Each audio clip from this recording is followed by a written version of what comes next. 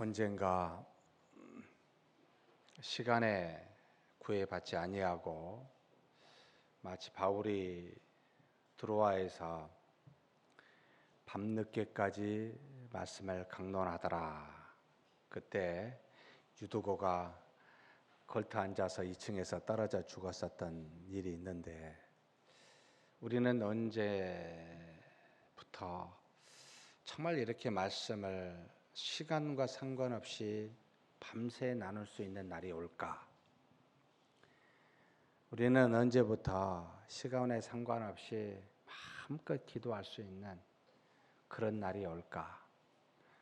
우리는 언젠가부터 기도의 시간을 정하고 예배의 시간을 정해서 한정되게 하는, 하지만 지극히 우리 자의적인 인위적인 테두리 안에 머물러 있는 것이 너무나 당연시 되고 있는 것에 대해서 아무도 안타깝게 생각한 분이 참 없다는 것이 저는 늘 마음에 걸립니다.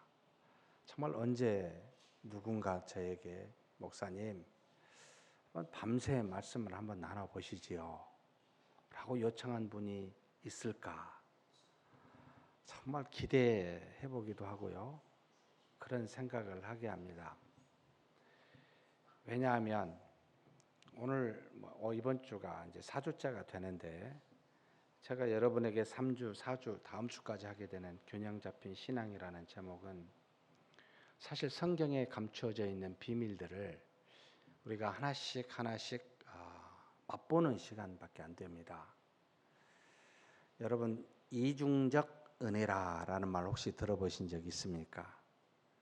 이걸 이해하신 분이 그리 많지 않을 겁니다. 예를 들어서 욥기서를 보면 하나님께서 사랑하시는 자에게 사탄의 요구를 들어서 그 욥을, 당대 의인인 욥을 도저히 이해할 수 없을 정도의 고난을 주고 다시 그것으로 하나님께서 축복하사 나중에 처음보다 갑절의 은혜를 받을 수 있도록 하시는 것에 대해서 여러분 어떻게 신앙으로 이해하고 계십니까? 우리는 너무나 이런 것들을, 이중적 은혜에 대한 부분들을 굉장히 사실 깊이 있는데 그냥 넘어갑니다. 그뿐만 아닙니다. 예를 들어서 솔로몬이 전도서에 해 아래 헛되다고 말할 때 해 위에 대한 복을 동시에 말하고 있는 역설성에 대해서 저와 여러분은 얼마나 그 말씀을 깊이 있게 이해하고 그것에 대해서 우리 믿음과 신앙으로 이 땅에서 실천하며 그걸 받아들이고 있습니까? 저는 이런 이야기를 간혹 동료, 전에 있었던 교수들이나 동역자인 목회자들과 나눌 때 이게 신앙의 굉장한 비밀과 보고가 있는데 너무 쉽게 단순하게 넘어간다. 왜 하나님이 낮과 밤을 만드셨을까? 이해하고 계신가요? 낮이 없으면 밤만 있으면 어떻게 되고 밤이 없이 낮만 있으면 어떻게 될까요? 우리에게 왜 하나님은 사랑하신다고 하면서 사랑하시는 자에게 고난을 주시는 걸까요? 굉장히 많은 이중적 은혜가 그 안에 있는데 우리는 너무 이거에 대해서 그냥 넘어갑니다.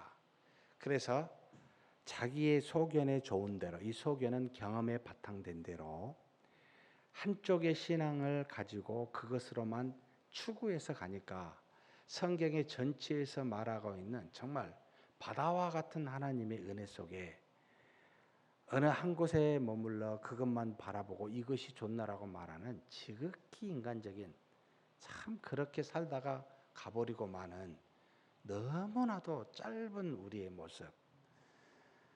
우리 교회가 역사를 자랑할 때마다 저는 참 부끄럽다는 생각을 많이 합니다.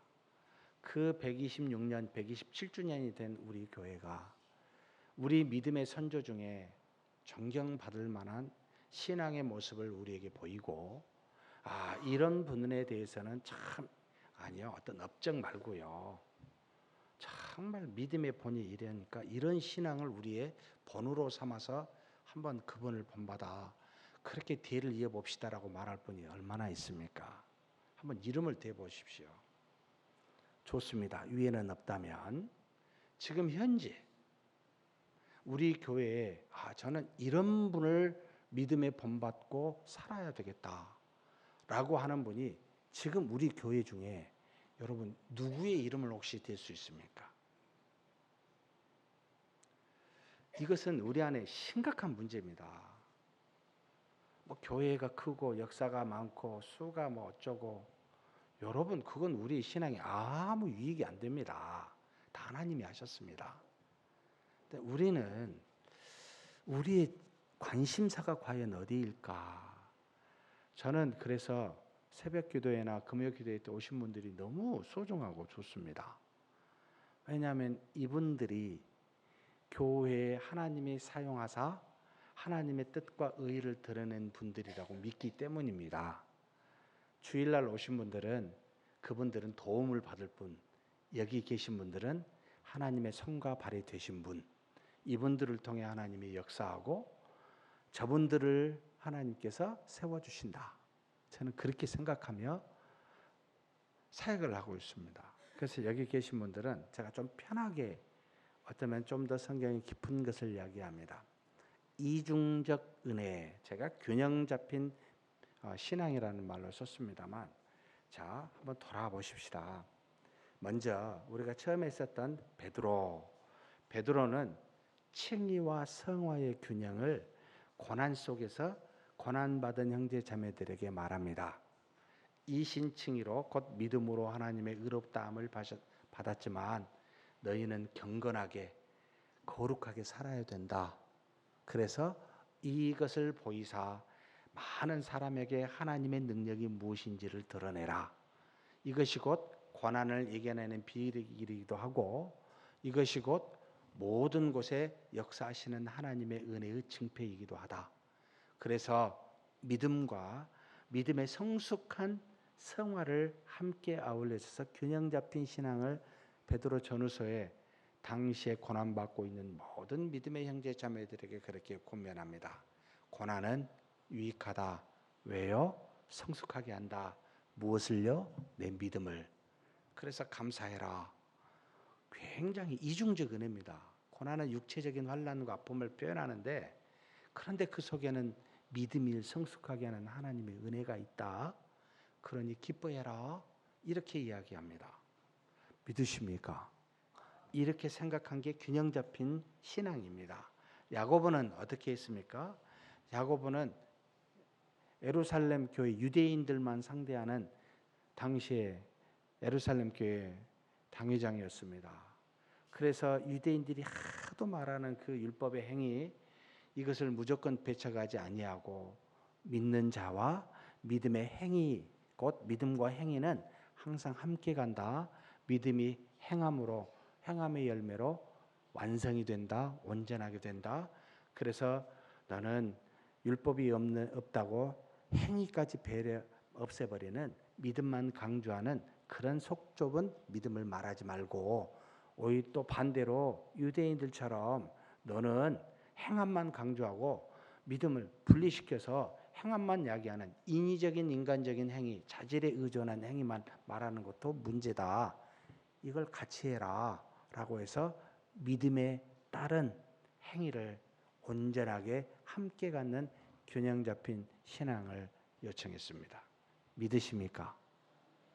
그러면 우리는 믿으면 반드시 믿음의 열매인 거룩한 모습이 어떤 식으로든 드러나야 됩니다.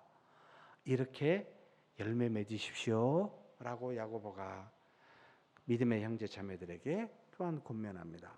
지난주에 우리가 말했었던 사도 요한의 균형 잡힌 신앙은 뭐였습니까? 이단들이 많아요. 잘못된 교회 안에 가르침이 많아요. 영지주의가 있습니다. 신비적인 영적인 것만 추구하는 사람들이지요. 그런 사람들은 예수님의 신성만 믿습니다. 예수님은 신이시고 능력이 많으시니까 그분은 영이시니까 그런 영적인 정말 신비한 능력을 주시는 그거 너무 좋아서 그쪽으로만 가요. 육체에 이건 안 돼요. 이건 악한 거예요 라고 버리는 이런 우가 있었습니다. 또 반대로 헬라인들은 뭘 추구했습니까? 그들의 전통에 따라 헬라 철학, BC 8세기부터입니까? 여러분 플라톤에 의해서 내려온 그 헬라 철학의 지혜를 가진 자신들의 후손으로서 지혜에 대해서 항상 논합니다.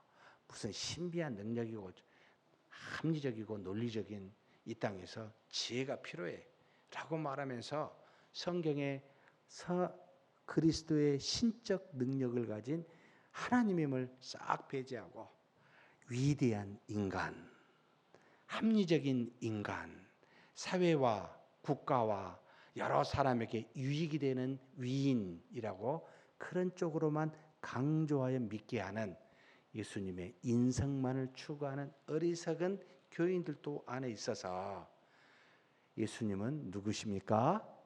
하나님이십니다. 인간이십니다. 신성과 인성을 다 같이 믿는 것이 굉장히 중요한 균형 잡힌 신앙입니다.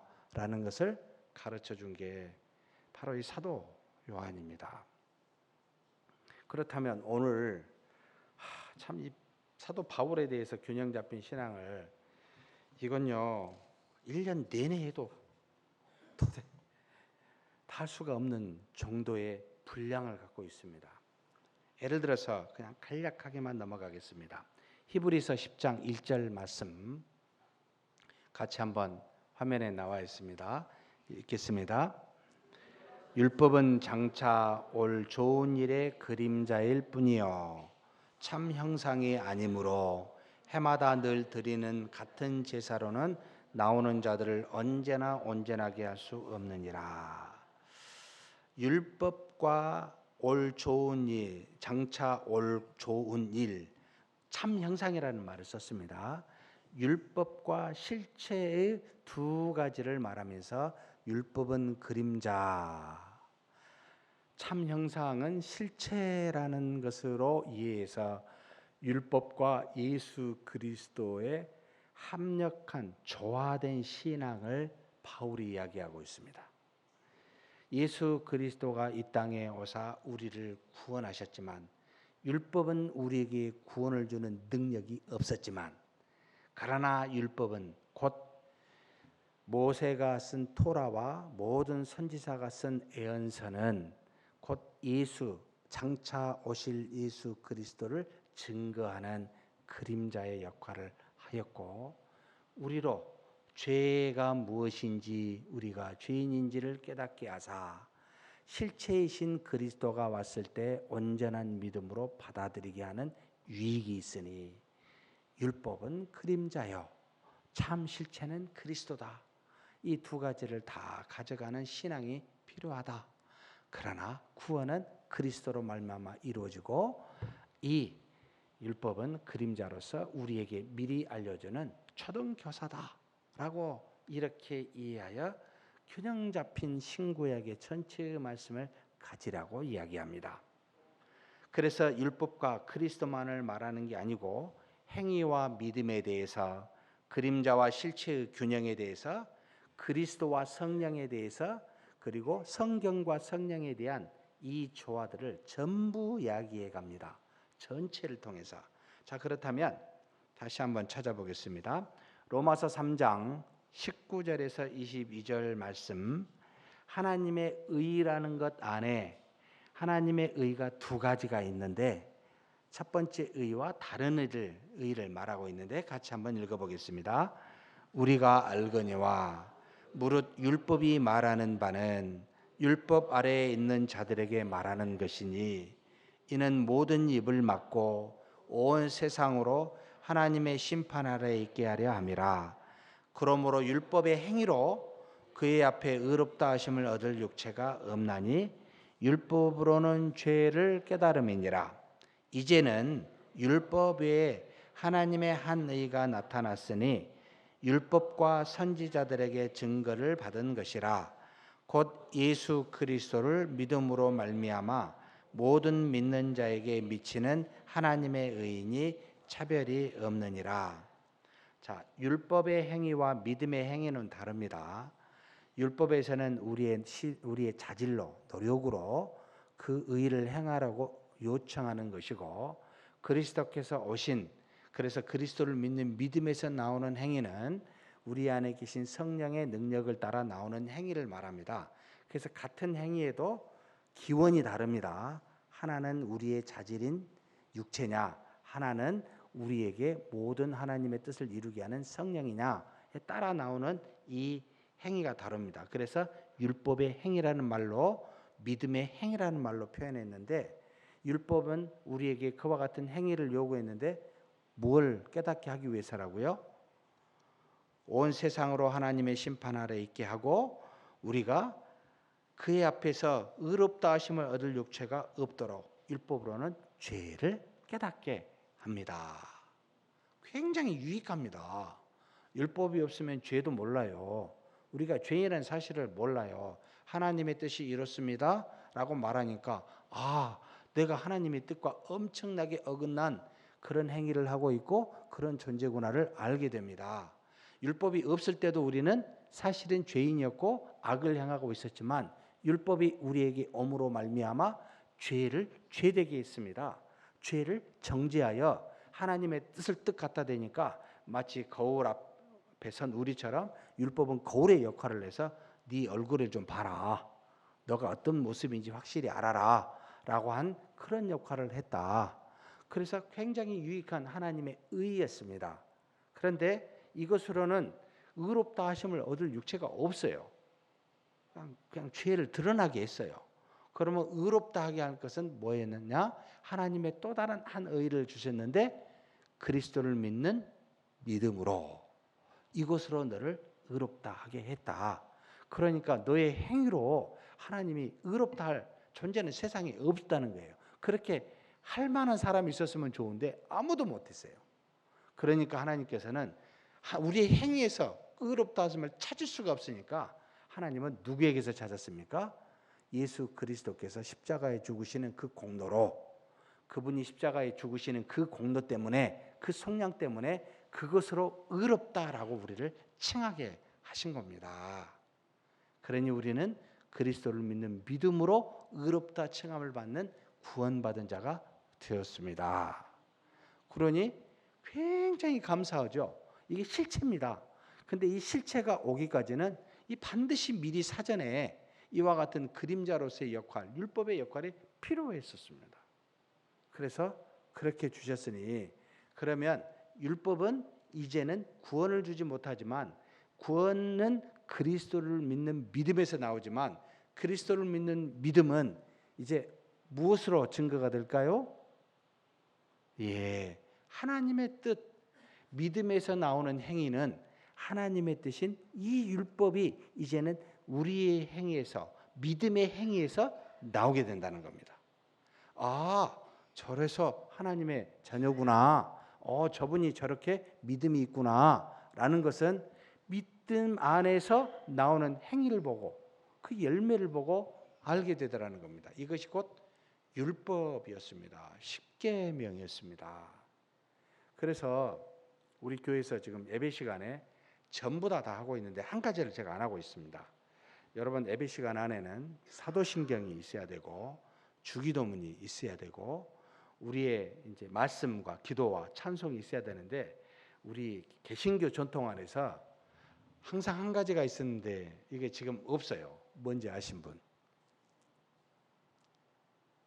제가 서울에서 왕십육교에서 백봉산 기도원에서 3년 동안을 사역을 할 때 이 예배 시간에 제가 반드시 그랬습니다. 예배 시간 끝나고 전부 다 축도하고 일어섰을 때 혹시 무엇을 쭉 같이 읽는지 아십니까? 바로 십계명이었습니다. 이걸 할까 말까 제가 고민이 됩니다. 왜 고민하냐면, 그렇지 않아도 설교가 길어서 늦게 끝나는데 그것까지 집어이면 도대체 예배의 시간을 누가 정했는지 저는 정말 오전에 딱 한 번 예배, 오후에 한 번 드리는 예배를 원하고 기도하고 있습니다. 그런 날이 오기를. 정말 한 번만 충분히 하나님 앞에 모두가 다 우리의 형편과 사정을 다 뒤로 하고 주일은 하나님의 날이니 예배를 충분히 드리자. 2시간 정도. 별로 안 좋아하시네요. 그 시간이 너무나 빨리 가게 느낄 정도로 기쁨과 은혜로 예배 시간에 참여할 수 있는 날이 왔으면 좋겠다. 정말 요즘의 사회가 왜 이렇게 신앙을 이렇게 우리에게 제약시킬 정도로 우리의 삶의 바쁨에 우리가 속아 넘어간 걸까? 여러분, 나머지 6일은 그렇게 마음대로 하십시오. 그런데 주일은 주님의 날이지 않습니까? 이날만큼은 어떻게든 주님이 기뻐하시게 바꾸고 싶은 게 제 기본적인 기도 제목이요, 소망입니다. 제가 이걸 몇 번 발표를 했었죠. 언젠가는 시행하자. 성도님들이 기쁘게 받을 수 있는 날이 올 때까지는 내가 참고 아무튼 기도하자라는 생각입니다. 십계명을 사실은 우리 믿음의 행함으로 여러분 읽어야 됩니다. 이게 바로 16세기에 종교개혁 시대에 일어났었던 여러분 교회가 행했었던 하나의 모습이기도 했습니다. 굉장히 중요합니다. 신명기를 왜 제가 막 여러분들의 의사를 듣고 점프해가지고 간결하게 넘어갈까 하다가도 제가 말씀을 읽으면서 하나님이 나를 확 붙잡는 느낌이 들어요. 그렇게 가지 말아라.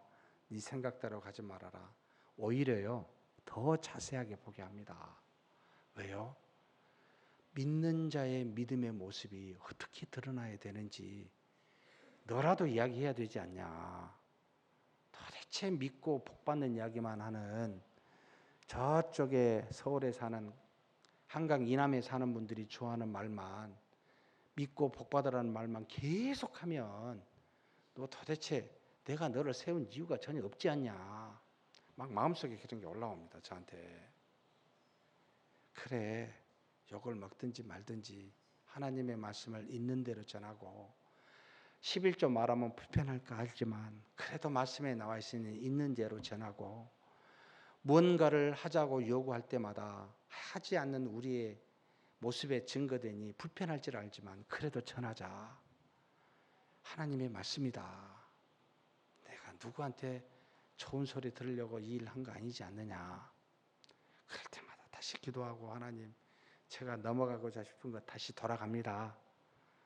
22장 넘어가서 23장 하려다가 다시 22장 후반부로 또 돌아왔습니다. 다음 모레 그렇게 또 말씀을 하게 됐습니다. 말씀을 볼 때마다 막 넘어갈 수가 없어요. 왜 이렇게 하시는 걸까? 여러분, 우리의 영혼은 바울이 두 번째 균형을 말한 게 있습니다. 반드시, 자, 로마서 8장 1절 2절 말씀을 한번 읽어보십시다. 자, 로마서 8장 1절 2절, 로마서 핵심입니다. 가장 큰 주제를 알 수 있는 가장 중요한 말씀이기도 합니다. 한번 읽겠습니다. 여기 올라오죠. 내가 점프를 해가지고 찾기 좀 힘드셨죠. 자, 같이 한번 읽겠습니다. 그러므로 이제 그리스도 예수 안에 있는 자에게는 결코 정죄함이 없나니 이는 그리스도 예수 안에 있는 생명의 성령의 법이 죄와 사망의 법에서 너를 해방하였습니다. 여기서 굉장히 중요한 두 분이 나옵니다. 자, 예수 그리스도 안에는 결코 정죄함이 없습니다. 왜 그렇습니까? 그리스도께서 모든 죄를 십자가에 죽으심으로 죄가 없고 흠이 없는 분이 대신 속량하셨으니까. 누구를 위해서? 우리를 위해서.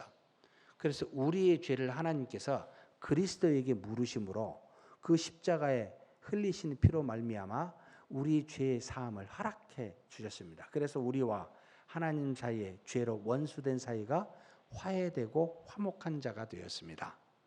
그래서 그리스도 안에 있으면 하나님은 우리에 대해서 결코 정죄하지 않습니다. 정말 감사하죠. 그러죠. 그런데 이것만 있는 것이 아니었습니다.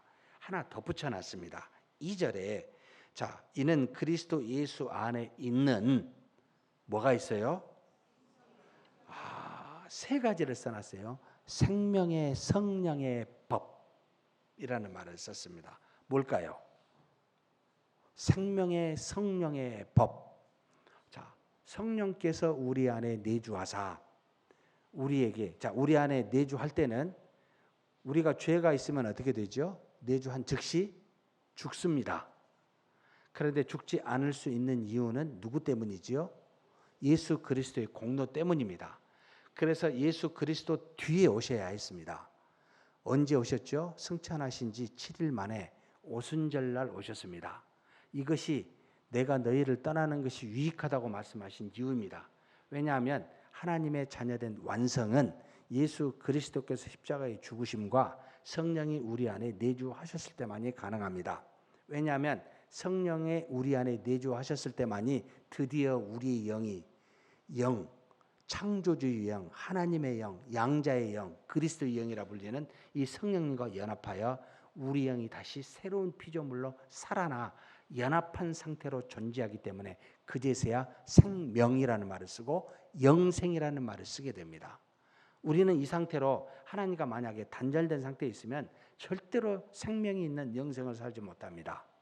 그런데 인간이 가질 수 없는 이 영원한 생명이라는 신만이 가질 수 있는 이 놀라운 은혜를 성령이 우리 안에 내주하심으로 썩어질 것이 썩지 아니할 것으로 덧입힘으로 함께 연합하여 교통함으로 영생 생명이라는 존재가 되었습니다. 실질적으로 존재론적으로 그렇게 되었습니다. 그래서 생명의 성령이라는 말이 우리에게 영생을 생명을 주시는 성령이시구나. 성령의 법이라고 할 때는 하나님의 놀라운 모든 언약의 성취 법대로 말씀대로 규례대로 이루어졌기 때문에 예수 그리스도를 보내시고 성령이 내주하게 하사 이제는 그리스도 안에 정죄함이 없고 생명의 성령의 법으로 어떻게 됐다고요? 죄와 사망의 법에서 너를 해방하였습니다. 더 이상 이제 하나님과 단절된 죄도 사망도 없는 상태가 되었다. 그래서 반드시 바울이 우리에게 요청한 온전한 믿음은 두 분의 중보자를 정확하게 알고 그것을 붙들라는 겁니다. 누구와 누구죠? 예수 그리스도와 성령입니다. 굉장히 중요한 신앙의 핵심적인 믿음의 내용입니다. 성령님은 안 보이시니까 또 능력으로만 치부되니까 사실은 예수 그리스도 안에 인간이요 하나님을 보면 모든 것이 있으니까 그분을 먼저 믿게 있지만 그러나 조금 더 깊이 있게 신앙을 하다 보면 우리 구원을 깨닫다 보면 중보자 이 두 분을 온전히 믿는 것이 필요하구나를 말하면서 균형 잡힌 신앙을 말하는 겁니다. 이것을 말하는 것은 신학적으로 다른 이야기가 있어서 그냥 이건 넘어가겠습니다. 여러분 아버지 하나님의 중심적인 신학을 하는 사람이 있고요. 삼위일체 하나님을 다 믿는 게 아닌 사람이 있습니다. 어떤 사람은 성령의 하나님만을 중시 여기는 사람이 있습니다. 예를 들어서 아버지 하나님만을 중시 여기는 사람은 종교다운주의자들이 다 이 우산 아래 있습니다. 성령의 하나님을 중시 여기는 사람들은 물론 신비주의들도 많이 있지만 여러 독일의 신학자들도 상당수 있습니다. 그래서 성령의 하나님, 우리의 실제적인 삶과 결부시켜서 그렇게 말하고 성령의 은사도 주장하면서 그와 같은 쪽으로 흘러가는 성령님을 굉장히 좋아하는 부류도 기독교 안에 있습니다. 또 성령의 하나님과 아버지 하나님은 또 싹 간과하고요. 예수 그리스도만 중시 여기는 굉장히 근본주의자라고 우리가 표현을 합니다. 다른 그 어떤 것은 안 받아들이고 굉장히 배타적인 사람들도 있습니다. 삼위일체 하나님을 온전하게 믿지 아니할 때 생기는 신앙의 문제들이 지금 우리 기독교 역사 안에 굉장히 많이 나타납니다. 그래서 이것을 바울은 그때 당시는 없었지만 지금 미리 가르쳐 준 겁니다. 너는 그리스도와 성령을 균형 있게 붙들어야 된다라는 의미, 실제적으로 두 분의 하신 일을 이야기합니다. 그러면서 동시에 성령의 하나님은 어떤 균형 잡힌 것을요? 자, 제가 말씀드리고 싶은 건 우리 성도님들이 우리의 영혼을 변화시키고 신앙으로 우리가 살 수 있도록 하는 가장 중요한 두 가지 요소는 무엇입니까? 라고 물을 때 뭐죠? 현재 우리에게 있는 우리에게 믿음을 주고 우리 영을 변화시키며 소생케 하는 딱 두 가지 요소, 다른 것은 없습니다. 라고 물을 때는 뭘 말하시겠습니까?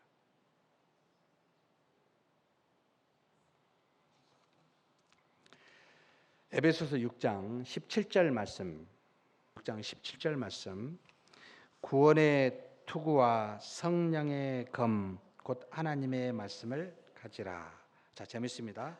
이제 구원의 투구를 입고 성령의 검을 가져야 되는데, 성령의 검은 다른 말로 뭘 말하죠? 성령의 검을 다른 말로 다른 다양한 무슨 고린도전서 12장에 나타난 은사를 말하지 않고 바울은 에베소서에서 성령의 검을 뭘로 말합니까? 성령의 검 곧 하나님의 말씀을 말합니다. 이것만 있는 게 아니고 디모데에게 보낸 디모데후서 3장 16절, 너무 우리가 잘 아는 말씀이죠. 같이 한번 읽겠습니다. 모든 성경은 하나님의 감동으로 된 것으로 교훈과 책망과 바르게 함과 의뢰 교육에 유익하니. 그 이전에 15절은 성경에는 뭐가 있어요? 구원에 이르게 하는 지혜가 있다고 말합니다. 그런데 이것을 누가 지었어요? 이 성경은 누가 지은이가 누구예요? 하나님의 영, 여기 하나님의 감동이라고 그랬는데 성령을 말합니다. 성령의 감동으로 사람이 지은 것이, 사람이 지은 게 아니라 사람을 통해 성령의 감동으로 나온 것이 하나님의 말씀입니다. 그래서 바울은요, 그 후에인 칼빈도 그랬습니다만 항상 성령 하면은 뭘 생각해야 됩니까? 하나님의 말씀을 생각하고, 하나님의 말씀 하면은 뭘 생각해야 됩니까? 성령을 말합니다. 우리의 영혼을 여러분 변화시키고 소생시키시는 딱 두 가지는 우리 안에 내주하시는 성령님과 그 성령님이 우리 안에서 밖에서 외적인 증거로 주신 하나님의 말씀입니다. 곧 하나님의 말씀이 증거되면 성령이 역사하는 것이요, 성령이 어떤 사람에게 감동하여 역사하는 것은 그 마음속에 하나님의 말씀을 깨닫게 한다는 겁니다. 이게 항상 같이 병존한다는 것이에요. 그래서 바울은 뭘 이야기하냐면 성경과 성령을 함께하는 균형 잡힌 신앙을 갖도록 요청한 겁니다. 바울은 유대인과 헬라인에 대한 균형도 갖고 있습니다. 첫째는 유대인이요 둘째는 헬라인이라는 말을 로마서 1장 16절하고 2장 9절에 말하면서 하나님은 먼저 유대인을 택했지만 유대인만 생각한 게 아니고 유대인을 통해 헬라인을 구원할 것을 생각했습니다. 그래서 참 감람나무와 돌 감람나무를 비유하면서 결국 하나님의 플랜은 모든 족속을 구원을 하기 위해서 생각하고 있는 플랜이지만 순서로 이렇게 해서 하나님의 역사는 순서가 있고 질서가 있구나, 이것을 균형 잡힌 신앙으로 바라봐야 됩니다 라는 겁니다. 먼저 구원받은 자가 있으면 아직 구원받지 못한 밖에 있는 하나님의 택한 양들이, 길 잃은 양들이 존재합니다 라는 것을 알고 너희는 신앙생활해라 라고 하는 요소입니다. 또 뭘 말하고 있습니까? 육신은 죽고 영은 살아있는 그리스도의 사람을 말합니다. 이것은 로마서 8장 5절에서 9절을 말합니다. 그리스도의 사람이라고 하는 것은 그리스도와 함께 육체가 죽었던 것이고, 그리고 성령으로 말미암아 영은 살아있다. 그래서 이와 같은 삶을 살고 있는 것이 그리스도다. 그런데 육체는 죽이지 않고 막 영만 살리고 있는 거, 그게 바르니? 묻는 거고, 그리고 육체를 막 죽이는 일만 하고 영은 살리는 일은 안 해요. 막 금식은 열심히 하고 막 엄청나게 하는데 도대체 영을 살리는 일은 안 합니다. 이게 뭐지? 여러분 이것도 경계하십시오. 교회 안에 함께 육체를 죽이는 일과 영을 살리는 일은 동시에 하는 겁니다 라는 것도 균형 잡힌 신앙으로서 우리에게 가르쳐 줍니다. 그리고 바울의 전체 모습이지만 율법과 율법의 완성인 사랑에 대해서 항상 균형 잡힌 이야기를 하고 있습니다. 로마서 13장 8절에서 10절 말씀입니다. 이 말씀을, 이것이 전체 지금 바울의 균형 잡힌 신앙의 핵심이라 할 수 있는데 같이 한번 읽겠습니다. 자, 피차 사랑의 빛 외에는 아무에게든지 아무 빛도 지지 말라. 남을 사랑하는 자는 율법을 다 이루었느니라. 간음하지 말라, 살인하지 말라, 도둑질하지 말라, 탐내지 말라 한 것과 그 외에 다른 계명이 있을지라도 내 이웃을 내 자신과 같이 사랑하라 하신 그 말씀 가운데 다 들었느니라. 사랑은 이웃에게 악을 행하지 아니하나니 그러므로 사랑은 율법의 완성이니라. 여러분, 하나님이 주신 말씀, 하늘의 것과 땅의 것, 다음 시간에 예수님에 대한 균형에 대해서 이야기를 할 텐데요. 이 모든 것은 다 하나님의 은혜인데 이렇게 모든 균형 잡힌 것은 반드시 두 가지로 목적이 갑니다. 첫째는 하나님을 경외하며 사랑하는 것, 둘째는 사람을 용서하며 사랑하는 것. 전부 다 이것으로 결론 지어져 갑니다. 성경 전체는 믿음을 가진 우리는 곧 하나님을 사랑하고 하나님이 만드신 저와 여러분과 모든 피조물을 사랑하는 쪽으로 완전히 그 목적을 귀결시킵니다. 그래서 이와 같은 형태로 사는, 그래서 율법은 율법의 완성이 사랑이다. 곧 사랑은 다른 말로 말하면 요한은 뭐라고 표현했죠? 하나님이시라고 그럽니다. 근데 이 하나님은 눈에 보이게 누구로 오셨죠? 예수 그리스도이십니다. 곧 그리스도는 이 땅에서 율법의 완성이며 사랑이라고 말하고 이것은 하나님이라고 말합니다. 그래서 바울은 하나님이 주신 모든 계명과 율법은 곧 사랑으로 완성이 되는구나 라는 것을 주어서 저와 여러분에게 그렇게 균형 잡힌 신앙을 하라고 가르칩니다. 사랑하고 계시지요? 첫째는 누구요?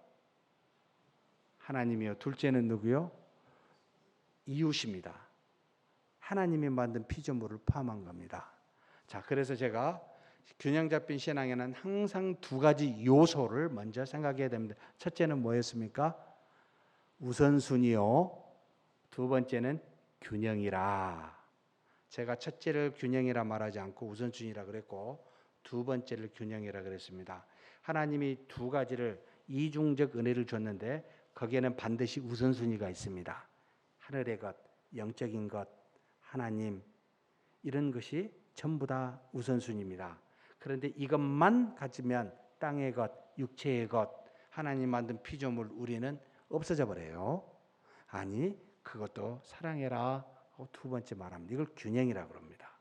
그래서 균형 잡힌 신앙은 우선순위가 무엇인지 알 것과 두 번째에 있는 요소도 함께 가야 되는 것을 요청한다. 이것을 염두에 두시면 우리 자신의 신앙이 어떤지, 주변의 형제자매의 신앙이 어떤지, 그래서 어떻게 도울 것인지, 그리고 웬만한 여러분 신앙의 사적의 문제점들을 너무나 쉽게 파악이 됩니다. 이분은 어떤 면에 편식하고 있고 어떤 쪽에 문제가 있구나. 이 가지고 있는 균형 잡힌 것만 있어도 여러분 거의 잘못된 가르침이 무엇이며 이단이 무엇인지를 굉장히 쉽게 알 수 있습니다. 그래서 우리 교회에 여기 계신 저와 여러분은 다시는 우리 교회 안에 잘못된 가르침이 없어야 될 것과 이단 사상이 없어야 될 것을 알고 균형 잡힌 신앙을 가지는 저와 여러분이 되기를 주의 이름으로 축복합니다.